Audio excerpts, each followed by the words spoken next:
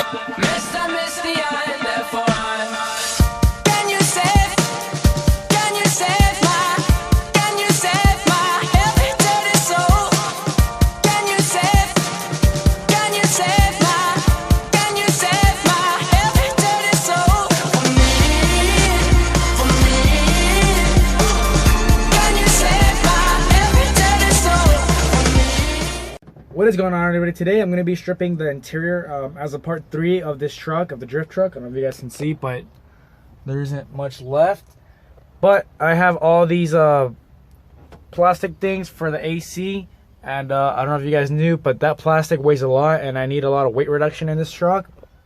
Plus, I'm not going to be using the AC because, you know, race truck. I did 2 other videos of the sound deadening and the actual dash and little things like that, but this is the 3rd one. But yeah, I don't know if you guys can see, but I have all this mess of wiring everywhere.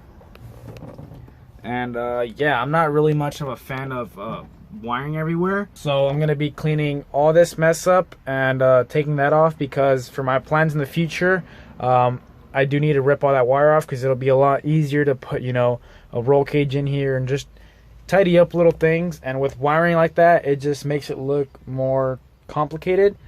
So guys, like all my videos, I don't know what I'm doing. I'm just kind of guessing at this, and this isn't my way, so I'm just gonna cut this off and then pretty much just take random screws off until this comes off. You just kind of wiggle it, and then you're like, oh, there's a screw right there. You wiggle it some more after you take it off, and you find out where it's not wiggling from. That's pretty much the way to do it. Not really, but that's how I do it. So I pretty much got the cold air intake out already, and for those of you who didn't know, for my turbo setup, I have my filter in here because I don't want to get any mud or any dirt, you know, because even though it's low, I still like to go off-roading with this truck. So that's why I have my air filter in here and the, you know, cold air intake. It's like 10 horsepower, maybe like 11. I pretty much got all the screws off and everything, but I keep wiggling, you know how I said, the pro technique. And yeah, she's not coming out, which I'm pretty sure I have to take this little metal frame off. So I have to take those off, and then some on the side over here, some over here, and then maybe, I don't know, on that side.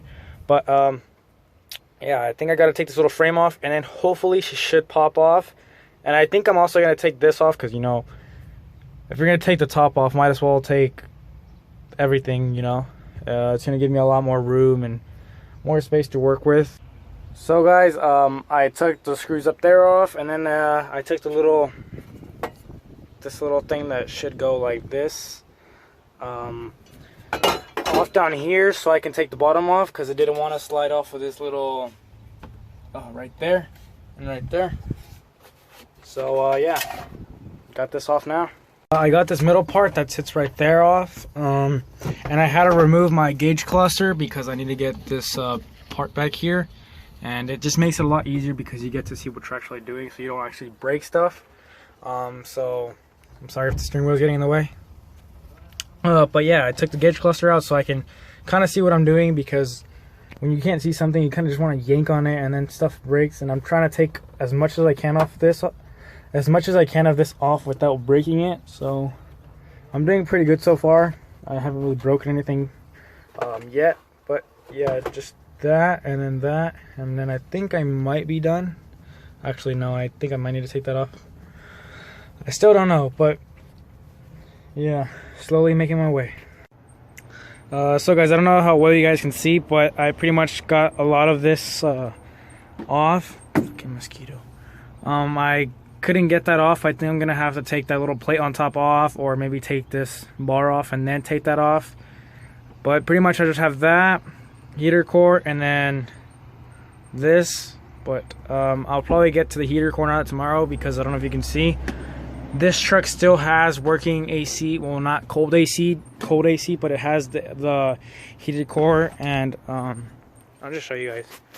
It still has like all the piping and everything. And so I'm gonna have to do a bypass for that. But pretty much, for those of you who don't know, the heater core is pretty much just coolant going from the water pump into there to blow warm air into here. But you know, I'm all about that race car and all that, so I don't need that. But if I were to pretty much disconnect these or something, then I would probably get coolant spraying everywhere in here. So I'm gonna have to make a bypass for that, so I'll probably just connect both of those together so it'll just circulate and not spill everywhere. But I'll probably do that tomorrow, and then take this off and then that off, and then I should be done with this. As far as wiring goes, I have all this wiring that is just for the AC.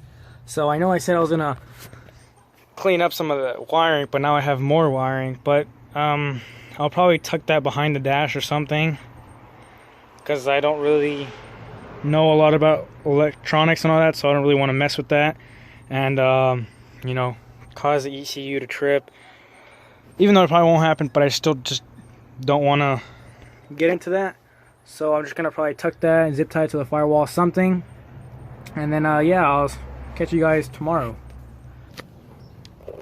What is going on, everybody? Today I'm back. This is just like 1 second for you guys, but pretty much the truck, as you can see back here, that was awkward, but the truck is pretty much right where I left off yesterday.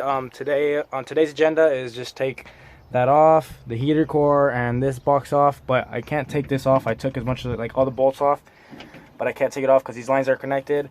And for the bypass that I'm going to be doing, it's pretty much really simple if it goes as planned. There's one line right here that goes into there, and then right there, one underneath that goes down there. So pretty much I'm just going to disconnect it right there, and then take the top one off and route it straight into there, so it'll just circulate in circles and not go inside the cabin. Pretty much, guys, what I've done is disconnected this line, the one that goes into here, and also disconnected the bottom of this one, which is the bottom one. And I don't know if you can see, but this has the tube is going that way, and I need it to go this way. So what I'm just gonna do is just cut it right before the 90 degree, whatever this is, and then just kind of just turn it a little and just stick it in like that. Cause if I try to bend this way, it'll just be awkward and stuff. So I'm just gonna cut it, and then that'll work. And then this one is being kind of hard, doesn't want to come out, but I'll probably just get that out. And then that's pretty much a heater core bypass. So yeah, it'll just flow from over there into here, or from here into there. I don't know exactly the way it goes, but it'll just go in circles and not actually go into the cab. This is now the finished product. I don't know if you guys can see. Yeah, it goes like that, and then straight into there. And this used to be pointing up, so if I didn't cut it off, it would have been like this, and it would have been at a weird angle. So I just got a knife and then cut it off right there. Focus. Anyways, got that out, and then, well, did that, got the heater core out, and this is pretty much what it looks like. I just took the bolts around and then just kind of yanked that out of there. Pretty much all that was is that's where the two lines go, one for the coolant and one for the coolant. Well, they're both for coolant, but one to go in and one to go out. And yeah, you just pull it, and this is the one that came with it. I couldn't take it off, but it didn't matter because this little grommet was there, so I just brought everything with it. And just to show you guys what it's kind of like in the back of it. So this could be, let's just say, where it goes in, and then goes down here into here, heats this up, comes back out, and then goes back into the engine to, you know, pretty much get reused. That's kind of like the opposite of a radiator. So that's pretty much it for this video, guys. I hope you guys did enjoy it and found it useful. And if you guys need any more tips and like hints on the bypass, then you guys can let me down in the comments, and I'll do my best to help you guys. But the truck is looking a whole lot better. I'll give you guys a quick, you know, look.